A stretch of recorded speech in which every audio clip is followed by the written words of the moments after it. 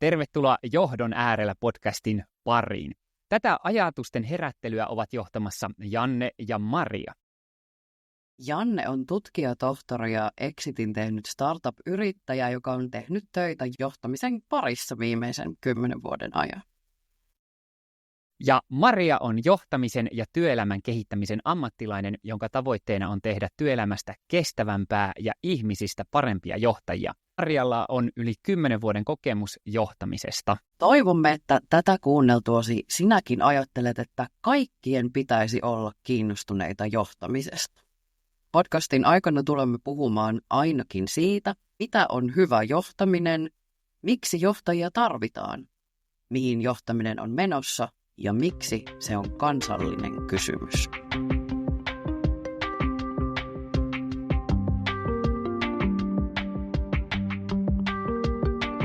Ja tässä ensimmäisessä jaksossa paalutamme, miksi ja miten johtamisesta pitää puhua. Pohdimme myös sitä, ketkä saavat puhua johtamisesta. Me lähdettiin tekemään tätä podcastia, kun huomattiin, että johtamisesta puhutaan vain tietyllä tavalla. Keskiössä on yleensä johtajat isoista yrityksistä, eikä juurikaan muut. Joten minkä takia, Maria, sinun mielestä johtamisesta pitäisi siis puhua? No minun mielestä, Janne, me ei tarpeeksi puhuta siitä, kuinka suuri vaikutus johtamisella on. Jossa siis meidän ihmisten ihan tavalliseen arkeen ja hyvinvointiin. Tämän jokainen ehkä tietää kokemuksesta omasta arjesta vaikkapa, että jos on sellaisissa työskentelyolosuhteissa, jossa joku pomo on, niin kuinka iso merkitys sillä on, että onko pomon kanssa kiva tehdä töitä vai ei. Ja sitten sen lisäksi, että tätä empiirisesti voi havainnoida, niin tätä on tietysti myös tutkittu valtavasti. Mitä Janne ajattelet? No ihan samaa siis. Meillä kaikilla varmasti on ihan älyttömästi kokemuksia siitä, että miten huonoja pomoja löytyy työpaikoilta ja miten löytyy myös niitä hyviä pomoja. Ja miten molemmat pystyy, sanotaanko jopa pahimmassa tapauksessa, suistamaan elämää raiteilta tai auttamaan sitä takaisin oikeille raiteille. Eli se on tavallaan tässä johtamisessa siistiä, mutta myös ihan tosi haastavaa. Kyllä, ja no mitä mieltä olet ylipäätään siitä? Me ollaan sinun kanssa puhuttu paljon, pohdiskeltu paljon näitä asioita ja mietitty sitä, että johtamisella on hirveästi eri tasoisia vaikutuksia. Se vaikuttaa meihin yksilöinä, se vaikuttaa meihin, sanotaan yhteisönä, vaikka siellä yrityksessä tai urheiluseurassa tai muussa, ja sitten se vaikuttaa meihin koko yhteiskuntaan tavallaan kuplia ainakin ne efektit. Mutta mitkä sinun mielestä on niin ehkä keskiössä näissä asioissa, tai onko sillä väliä, onko ne kaikki yhtä tärkeitä asioita, vai onko joku tärkeämpi, vaikka se yksilön vaikutukset? Tietysti nämä kaikki kytköksissä toisiinsa, että kun yksilöt muodostaa yhteisöt ja yhteisöt yhteiskunnan, mutta ehkä ne johtamisen työkalut näillä eri tasoilla on vähän eri. Että sanotaan, että psykologia käsittelee yksilöä ja vaikka sosiaalipsykologian ryhmää, niin samalla tavalla se niin kuin johtamisen viitekehys siellä on aina vähän eri. Mutta jos ajattelee niitä vaikutuksia, niin se, miten niin kuin johtaminen suhteutuu yksilöihin ja yksilöiden vaikkapa motivointiin ja sparraamiseen, niin tietenkin niin kuin näkyy sit siellä ryhmädynamiikassa ja yhteishengissä työpaikalla. Ja toisaalta sitten se, että miten meidän työpaikkoja johdetaan, eli millaista siellä organisaatioissa on olla, niin näkyy sitten kansallisen tason kysymyksinä, niin kuin esimerkiksi, että työterveyslaitos arvioi, että joka 4 on vaarassa sairastua työuupumukseen. Jos ajatellaan, että lainsäädännön mukaan työnantajan tehtävä olisi huolehtia siitä, että töissä jaksaa, niin voi ajatella, että johtamisella on niin kuin tämmöisiin isoihin kansallisiin kysymyksiinkin avaimet ratkaisuun. Nappaa heti kiinni. Oletko siis sitä mieltä, että tavallaan osasyy, ei ehkä välttämättä ainoa syy, mutta ainakin osasyy on se huono johtaminen siihen jaksamiseen? Tuo on ihan hirveä kysymys. Mä ajattelen ainakin niin, että se ratkaisu piilee siellä johtamisessa, että me saisimme työskentelyolosuhteet sellaisiksi, että ihmiset jaksaa, niin vain johdolla on valta ja mahdollisuus vaikuttaa siihen, että me puhutaan hirveästi siitä, mitä niin kuin yksilön täytyy tehdä, jotta jaksaa ja muuta. Se on kaikki myös tärkeää. Tiedätkö, pitää nukkua tarpeeksi ja liikkua ja huolehtia omasta ajankäytöstä ja muuta. Totta kai ne on niin kuin työelämässä hirveän tärkeitä taitoja, erilaiset itsensä johtamisen taidot. Mutta rakenteellisella tasolla, niin jotta me voitaisiin vaikuttaa tämmöiseen asiaan, joka selvästi on ilmiö, eikä esimerkiksi yksilöidä jotakin kyvyttömyyttä, niin johtajat on ainoita henkilöitä organisaatioissa, jotka voi tehdä sellaisia ratkaisuja, jotka vaikuttaa työskentelyolosuhteisiin. Onko tämä sitten tavallaan, niin kuin, no nyt kun meni puhumaan noista eri tasoista, niin sit onko tämä semmoinen asia, että pitäisi niin kuin yksittäistä ihmistä, jokaista johtaa, että miten huolehditaan, että juuri sinulla menee hyvin, vai onko tämä enempikin semmoinen työkulttuuriasia myös, että pitäisi johtaa jollakin tavalla sitä koko työyhteisön kulttuuria, vai miten tätä lähtee niin kuin ratkomaan? Sä kysyt niin hyviä kysymyksiä, että sun pitäisi olla toimittaja. Ehkä jonain päivänä. Joo, sekä että johtamisessa ajatellaan, niin kuin nykyään varsinkin valloilla on tämmöinen valmentava johtaminen, niin ajatellaan, että hyvä johtaja tuntee omat johdettavat. Ja mä oon kuullut vaikka tämmöisen sanonnan, että johtajalle pitäisi olla enemmän kuin 7 suoraan johdettavaa, jotta ne vois tuntea oikeasti hyvin, oppia, mistä niin kuin motivoituu. Koska sitten ihmiset kaipaa niin kuin erilaista sparria siihen, että ne jaksaa ja voi hyvin ja erilaista tavoitteen asetantaa ja muuta. Että joo, on se niinku sellaista one-on-one on edelleen kuin tärkeä johtamisen juttu. Mutta että kyllä niinku se, mikä niinku se työskentelykulttuuri on tai kuinka paljon niinku tapana tehdä, kuinka paljon vaaditaan niinku venymistä ihmisiltä ja muuta, niin kyllähän se on niinku ennen kaikkea työyhteisön asia. Sä oot Janne sparraillut kans johtajia sun työura-ajan ja nähnyt, jos jonkinmoisia organisaatioita, niin mitä sä itse ajattelet, mitä on jotenkin ne kultaiset säännöt, miten niin kuin työyhteisöstä pitäisi pitää huolta tai miten ehkä ei? Paha kysymys. Ehkä itse olen monesti sanonut, että pitää olla selkeät yhteiset pelisäännöt. Se on varmaan niin kuin siinä työkulttuurissa, että meillä niin kuin oletetaan, että kaikki tietää, miten täällä tehdään töitä ja meillä on niin kuin tavallaan, että jos teet väärin, niin joku varmaan kertoo tai huomauttaa siitä. Mutta entä sitten, kun meillä on tämmöisiä vaikka asiantuntijaorganisaatioita tai sellaisia, jossa ihmiset tekee paljon sitä työtä itsenäisesti, vai se on jopa ihan mutaatiokin, niin ei välttämättä tiedetä, miten ne toiset tekee, millä tavalla ne käsittelee jotain asioita ja luulen, että semmoisesta, niin kun ei ole käytännöt yhtenäisiä, niin sitten seuraa aika äkkiä semmoista vähän skismaa ja joku vähän dumppaa ongelmia toiselle ja jo ehkä organisaatiossa jollekin muulle osastollekin hyvällä tuurilla.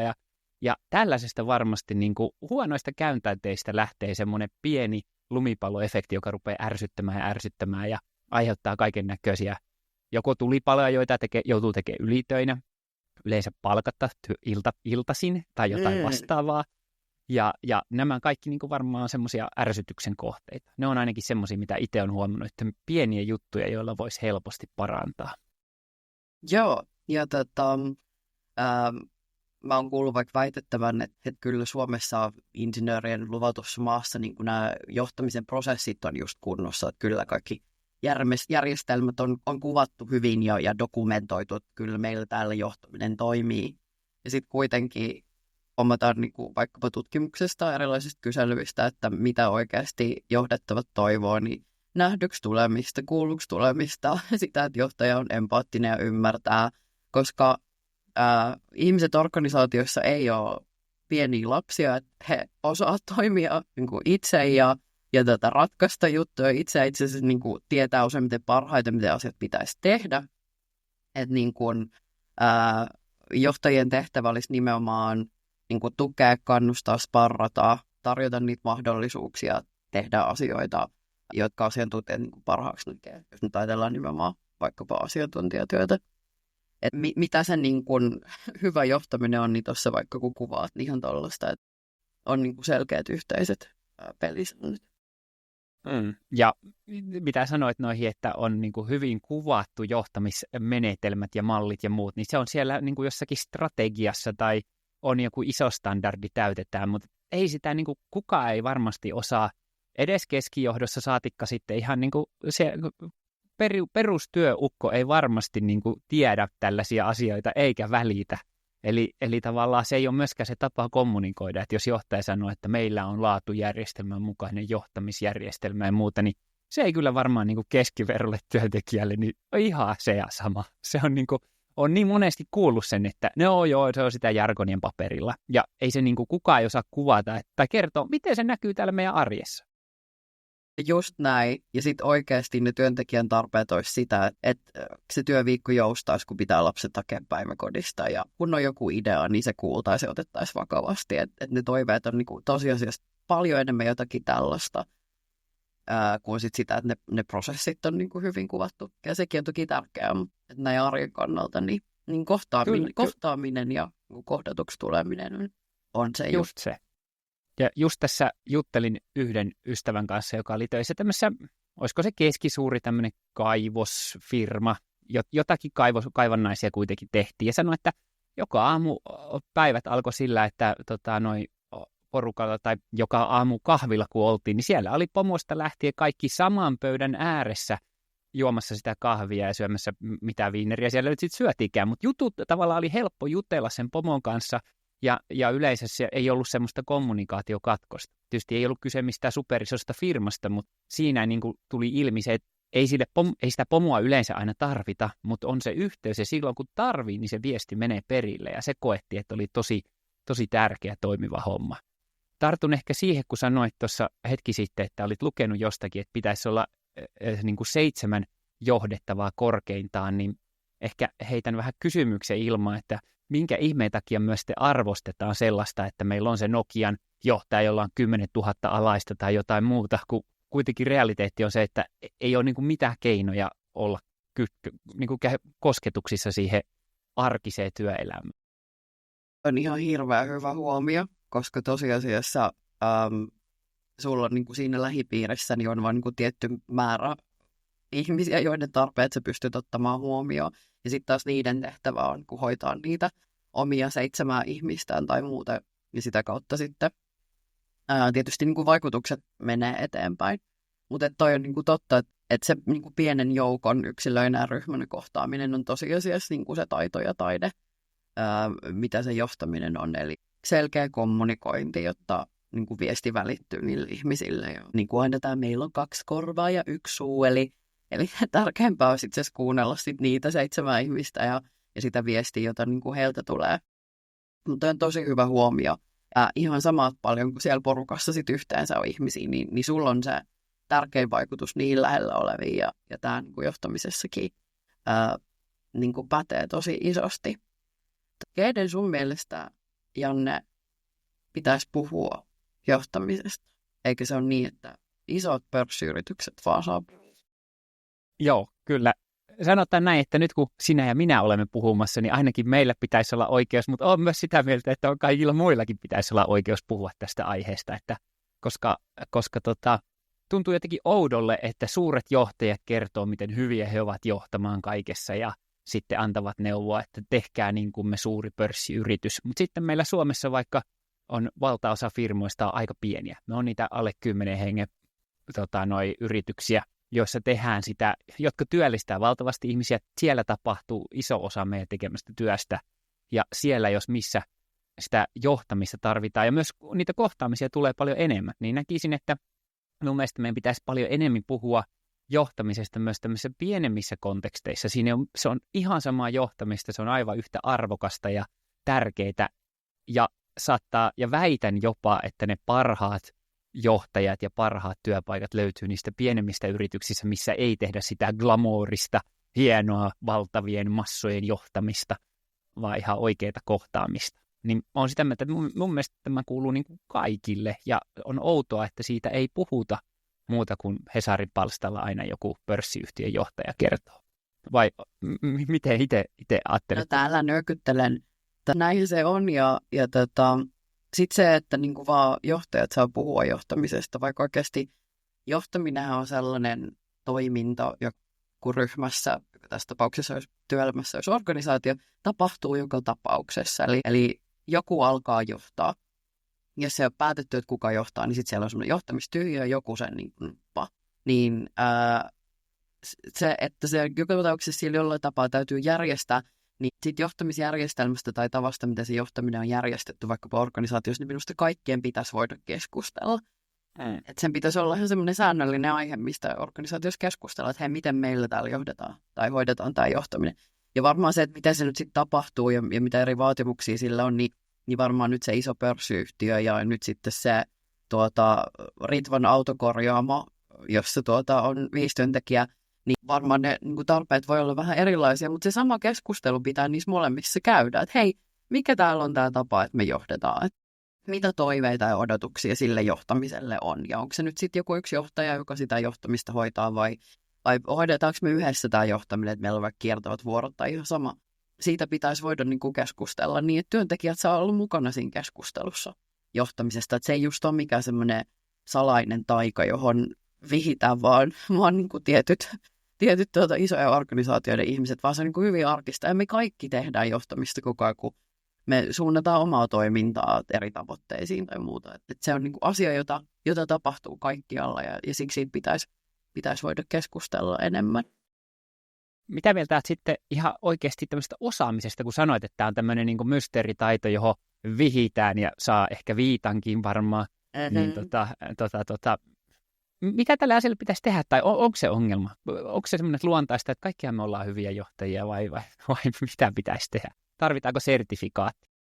Joo, mä osaan ainakin viitan jo, ja hatun, ja sitten semmoisen ryhmysauvan. Ne saa sitten siinä salaisessa johtajaksi vihkimisriitissä.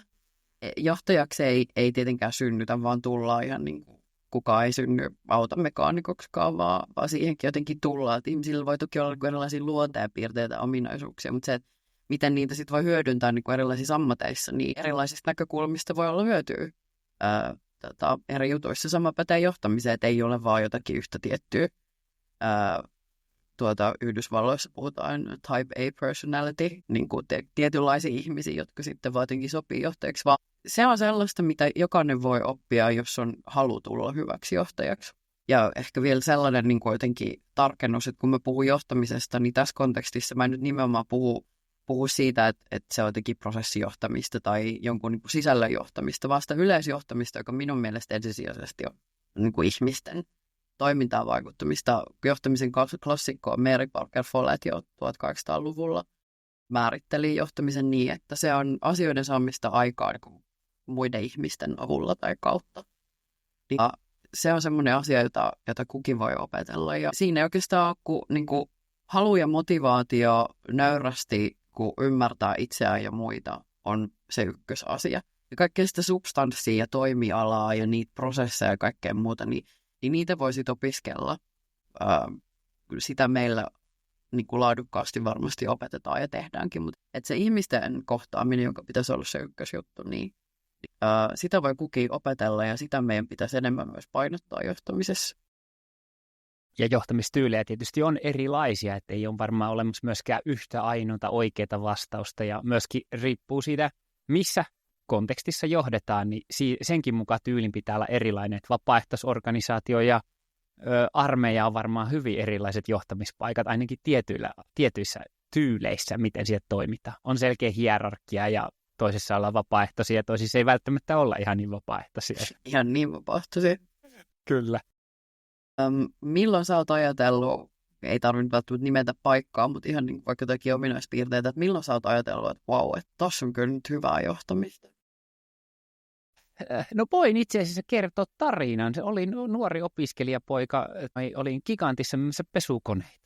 Tämä ei ole maksettu mainos, mutta olin pesukonemyyjänä Lappeenrannan Gigantissa ja parikymppisenä ja siellä mulla oli hyvä pomo. Se oli aivan niin kuin en tiedä miten määrittelisi, olisiko se keskijohdon pomo, koska hänellä oli nyt meitä ainakin 4 vai 5 pesukonemyyjää alaisenaan ja sillä oli sitten tämä tavaratalon johtaja. Tämä pomo oli ihan hitsi hyvä. Se otti tosi hyvin, kun tulin opiskelijana, neuvo miten tehdään ja huomasi, että okei, Janne on semmoinen kaveri, että sen voi laittaa puhumaan, niin ei muuta kuin suoraan vaan syvää päätyy ja mehän myymään pölyimuria tolle naiselle ja siitä se lähti ja se katsoi minuutin verran ehkä ja sen jälkeen tuli neuvomaan siihen kaveriksi, kun näki, että nyt rupesi Jannella vähän hapuilemaan ja se koulutti tosi hyvin silleen rohkealla meiningillä ja sitten se tunnisti meissä tyypeissä erilaisia ominaisuuksia, että joku oli tietynlainen myyjä ja toinen pystyi hankalia asiakkaiden kanssa tulemaan toimeen ja esimerkiksi onnistuin itse aikanaan olemaan hyvä siinä, että aina kun tuli asiakaspalautuksia tai valittamisia, niin sain ne järjesteltyä niin, että asiakkaat jopa lähti hymyille kotiin aina välillä. Että sitten se tunnisti semmoisia ominaisuuksia ja kannusti sitten niinku kehittämään. Et täytyy sanoa, että oli hitsi hyvä pomo. Ja se oli semmoinen niinku omakohtainen, niinku että edelleenkin muistelen lämmöllä.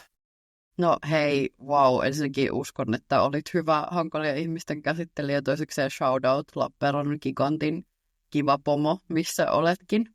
Hei, nappaan tästä aasinsillan siihen, että tässäkin sä kuvasit sitä, että te tulitte yksilöllisesti johdetuiksi ja sitten kuitenkin oli niin kuin jonkinlainen toimintakulttuuri, eli voi sanoa, että siellä yleisesti niin kuin kannustettiin ja tiedätkö, nähtiin ihmisten hyvät puolet, joka sitten oli just sitä organisaatiokulttuuria ja sitä taitavaa johtamista ja sitä varmaan siellä Lappeenrannan gigantissakin mitattiin tietenkin tulosta, että paljonko viiva alle jää. Tätä asiaa on itse asiassa tutkittu jo ihan viime vuosina nyt vielä enemmän. Mikä on johtamisen ja niin kuin organisaation tuottavuuden välinen yhteys? Aikaisemmin ei ole ollut kauheasti tutkimustietoa siitä, että on tiedetty, että johtaminen vaikuttaa ihmisiin, joo kyllä aika merkittävästikin, ihan niin kuin mielenterveyteen ja jaksamiseen ja hyvässä ja huonossa. Mutta mitä se tekee sitten sille organisaatiolle, niin viime vuosina on nyt tullut tutkimuksia. Esimerkiksi Roope Ulsbom Suomen Yrittäjistä on tutkinut johtamisen ja tuottavuuden välistä yhteyttä ja referoi muitakin tutkimuksia. Ja hänen mukaansa sekä omissa havainnoissa että kirjallisuuskatsauksessa on se, että johtamiskäytännöt on tosi tärkeitä yritysten tuottavuudelle ja että johtamiskäytäntöjen ja tuottavuuden välinen yhteys on sekä suuruudeltaan merkittävä että tilastollisesti merkitsevä. Eli jos joku nyt miettii, että höpö, mitään kohtaamisia nyt siellä organisaatiossa, että töihin siitä ja tulosta takamaan, niin hyviä uutisia sinulle. Tällä on myös rahallinen arvo. Eli kun ihmiset voi hyvin, heitä kohdellaan hyvin, johtaminen nimenomaan panostaa siihen ihmisten jaksamiseen ja siihen, että työnteko on kohtuullista ja miellyttävää, niin se näkyy sitten ihan euroina. Yllättääkö Janne tämä sinut? No, eipä juuri, täytyy sanoa. Mutta hyvä, että se on todistettu, mutta kyllähän se näin, tämä on niin kuin varmaan se, mistä jaksetaan aina jauhaa, että hyvä johtaja tuottaa tulosta ja kyllä, mutta oikeastaan ehkä se tavallaan, tai sitten sanoa vähän sivulauseessa tuossa ohi menne mainita, mutta se, että ei ehkä, onko kuitenkin niin, että se johtaja johtaa ihmisiä ja ne ihmiset saattaisi tehdä sitä tulosta, ei se johtaja. Juuri Tätä näin. jäi miettimään tässä. Saatat olla jonkun jäljillä.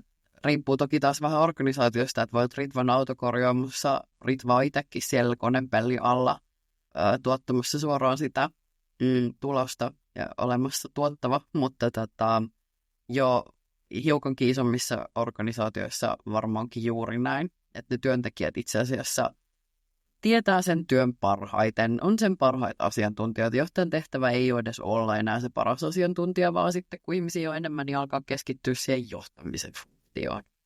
Niin näin on silloin, että johtajan pitäisi keskittyä siihen, että ihmiset saa työnsä tehtyä hyvin. Mitä ajattelet? Niin. Oli just kysymässä tähän, kun rupesit puhumaan, niin ei muuta kuin aamen ja jatka saarnaa. Halleluja. Halleluja, niin oli sitä kysymässä sitä ajatusta, että osaatko heittää niin kuin tälle, että mitä kaikkia ne on oikeasti ne lisäarvo, mitä se johtaminen tuottaa, että mihin meidän pitäisi niin kuin oikeastaan kiinnittää huomiota ja mitä mitata, että onko se kuitenkaan se euro se asia, mitä pitäisi mitata vai olisiko se hyvinvointi tai miten paljon ottaa päähän tulla maanantaina töihin tai saikkujen vähenemiset, kaikki tällaiset, mutta mitä kaikkea se on ja onko se ilmapiiri vaan parempi ja tuleeko uusia innovaatioita ja mitä kaikkea muuta, että onko se kuitenkaan se euro on mittari, mutta onko se oikea mittari? Hyvä kysymys. Nyt se yksi kuulija pettyy, joka just halusi kuulla, että miten niitä euroja jää viiva alle. Hankitaan tekoälyä ja irtisanotaan kaikki, silleen rupeaa tulemaan tuotoksia. Just näin. Voisiko ajatella niin hurjasti, että se euro on vähän semmoinen niin kuin lisäarvo sitten semmoisen itseisarvon päälle, että voisiko meillä tosiaan olla ihan vaan hyvä olla. Niin kuin meillä olisi hyvää arkea ja hyvää työelämää. Olisiko ne riittäviä ja hyviä mittareja semmoisia, mihin kannattaa panostaa. Ja sitten se olisi kiva lisä, ne eurot ja tuottavuus ja kasvu. Mä luulen, että tämä on aika riippuu vähän, keneltä kysyy. Mutta jos unohtaa jättää ne eurot hetkeksi sinne viivaalle loikoilemaan ja tietää kyllä, että näihin pehmeisiin juttuihin panostamalla, niin ne siellä kasvaa. Ja voisi ajatella, että että mitä ne on ne palikat, josta se ihan vaan hyvinvointi tai viihtyvyys siellä työpaikalla koostuu, niin kyllä se on niin kuin se työssäjaksaminen, työhyvinvointi on ykkönen, ja sitten toinen asia on ehkä motivaation kokonaisuus.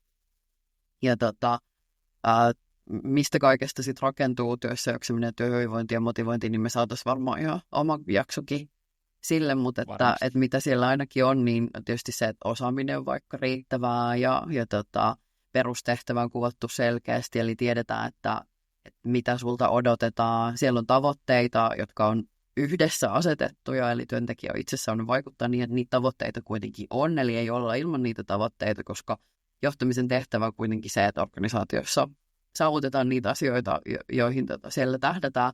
Ja myös sen takia, että sitten se tavoitteiden saavuttaminen tuo niitä onnistumisen kokemuksia ja sitä merkityksellisyyttä. Eli se on hirveän tärkeää, että on jotain, mihin vähän tähdätä ja sitten voidaan pysähtyä ja niitä vähän juhlia. Ja sitten ihan se, että tiedätkö just, että moikotaan, kun tullaan duunipaikalle ja jutellaan joskus vähän muustakin kuin siitä työstä ja sallitaan semmoinen luova laiskottelu, kun tiedetään, että sekin sitten lisää sitä innovointia ja tuottavuutta. Ja me ollaan, jotka työelämässä on, niin aika iso osa meidän arjesta siellä työpaikalla. Niin mun mielestä on ihan niin kuin sallittua tämmöinen rohkea ajatus, että se voisi olla myös niin kuin mukavaa, ainakin välillä. Joo. Kyllä, ja sitten kun nämä työrajatkin alkaa olla tällaisia häilyviä, että ei se ole enää siellä työpaikalla, ja etätyötkin on yleistynyt, ne ketkä voi tehdä etätöitä tietysti, mutta se, että se kyllä me niin kuin vapaa-ajallakin mietitään aina välillä, ja työasiat pyörii päässä ja muut, niin ei se ole niin yksinkertaista. Ehkä mietin sitä, että tavallaan miten noi sitten näkyy, kun luettelit niin kuin asioita, joita pitäisi tehdä, ja jotta se tavallaan se työelämä tuntuu hyvältä tai töissä käyminen tuntuu hyvälle. Mutta miten se sitten näkyy, niin on niin kuin varmasti se, että itse olen tyytyväinen työhöni, nautin siitä, koen olevani virkeä ja haluan jopa antaa niin kuin panokseni tälle työyhteisölle ja työpaikalle ja sille työlle ja niin kuin kehittyä siinä. Että jopa tulee ajatus, että haluan kehittää itseäni tässä, koska nautin siitä. Ja sitä kautta syntyy, se on varmaan sen yksilön ainakin niitä kokemuksia ja miten se näkyy. Ja sitten tulee se yhteisön vaikutus siihen, että yhteisössä voidaan hyvin. Siellä on kiva tulla töihin, siellä on mukavia tyyppejä. Yhdessä uskalletaan puhua uusista ajatuksista. Pystytään ehkä kehittämään toimintaa johonkin suuntaan. Ja tavallaan myöskin tulee semmoinen tietty pitovoima, kun kuuluu johonkin yhteisöön. Niin kuin sanoit, tulee se merkityksellisyys, mutta myös sen yhteisön kautta. Ja tämähän tuo sitten taas meidän yhteiskuntaa hyvinvointia, että kun meillä on oikeasti sitä jaksamista, me voidaan hyvin olla tyytyväisiä siihen, mitä tehdään. Ja ehkä myös sitten se, että puhutaan aina kilpailukyvystä yrityksissä ja muussa, niin väittäisin, että hyvinvoivat ihmiset on se kilpailukyky. Ja kun sinulla on yritys, jossa on kiva olla, yleisessä sanaa kiiri, niin muutkin haluaa tulla sinne, eikä sieltä välttämättä haluta lähteä pois. Ja tietysti sitten voi myös miettiä, että millaisia vaikka kehityspolkuja ihmisille voi siellä organisaation sisällä kehittää, koska ei meistä kukaan välttämättä halua 15 vuotta samoissa tehtävissä pysyä, vaan kyllä sen niin kuin, ihminen muuttuu, niin myöskin sen työtehtäviin ja työ muuttuu kuitenkin. Ja pienissä organisaatioissa rakentaa sitten niitä polkuja myös ulos, eli johtaminen kantaa niin paljon, että ollaan kiinnostuneita ihmisen urasta silleen kokonaisena, että sparrataan myös sitten sinne seuraaviin haasteisiin, jos omassa organisaatiossa ei ole tarjota niitä polkuja ja työntekijällä kiinnostusta ja kunnianhimoa on, niin myös se, että mietitään yhdessä, coachataan, että mikä voisi olla sun seuraava juttu. Ja semmoisistakin asioista voi puhua avoimesti silloin, kun johtavuus on hyvä. Kuvasit todella hienosti ja niin kuin jotenkin kokonaisvaltaisesti ja tiiviisti sen, että mitä kaikkea hienoa se sitten tuo tullessaan. Ja tuottavuushan on niin kuin esimerkiksi sitä, että tehdään enemmän sillä samalla tai jopa vähemmällä kuin tähän asti, niin että se ei nimenomaan tarkoita sitä, että nyt tiristetään vielä vähän vielä tiristetään, kun se vielä ruoskitaan itseään, vaan se on nimenomaan että tuleekin se halu antaa itsestä ja myös niin kuin luottaa niihin omiin kykyihin ja tulee semmoinen niin kuin työn ilo ja niin kuin tekemisen riemu, niin siitä tulee sitten se lisäarvo ja luovat ajatukset lentelee ja muuta, kun on mahdollisuuksia miettiä tekemistä. Ja usein kun työntekijät itsessään miettii, että okei, miten tämän asian voisi tehdä vielä paremmin tai eri tavalla, ilman että se tarkoittaa automaattisesti sitä, että teen enemmän, vedyn enemmän, vaan nimenomaan, että miten tämä voisi tehdä fiksummin, koska aina asioita voi tehdä fiksummin ja miettiä, niin sieltä niin kuin alkaisi tulemaan Ritva autokorjaamosta ne pienet purot ja isoissa organisaatioissa sitten vähän isommat virrat ja lopulta sitten se kansallinen kilpailukyky. Ja se on ehkä sitten se menestysresepti kuitenkin siihen uuteen Nokiaan tai mihin tahansa Graalin-malliaan tässä nyt kädet hamuakaan. Ja hitsi, että ongelma on vaan se, että tätä on tosi vaikea mitata. Että se on varmaan semmoinen meidän niinku, tietynlaisen tämmöisen niin kuin numeroilla johtamisen haasteita, että on tosi vaikea mitata, tai jos sitä mitataan, niin ootko varma, että saat todellisia vastauksia, kun rupeat kysymään. Laitat kyselyn työyhteisöön, että miten voit ja oletko halukas antamaan itsestäsi 100% yritykselle ja muuta, niin kuinka moni meistä vastaa todenmukaisesti, ellei ole ihan loppuun palannut, jolloin vastaa, että en ollenkaan, niin tavallaan näitä on tosi vaikea mitata ja se tekee siitä myös vaikea johtaa, ainakin jos mennään tämmöiset pelkät kovat euroarvot edellä. Se on tärkeä asia, mutta on sitä mieltä, että me tarvitaan muunlaista keskustelua, jota me juuri nyt, Maria, sinun kanssa käymme tässä suurella sydämellä. Täsmälleen, Janne, suurella sydämellä, sylkiroiskuen. Hei, että semmoista. Joko sinäkin ajattelet, kuulija ystävämme, että kaikkien pitäisi olla kiinnostuneita johtamisesta? Toivottavasti. Kuulemme mielellään ajatuksia ja kommentteja. Kiitos mielenkiinnosta ja ensi kerralla me puhumme ainakin siitä, että mitä johtaminen oikeastaan on. Johtamisiin. Johtamisiin.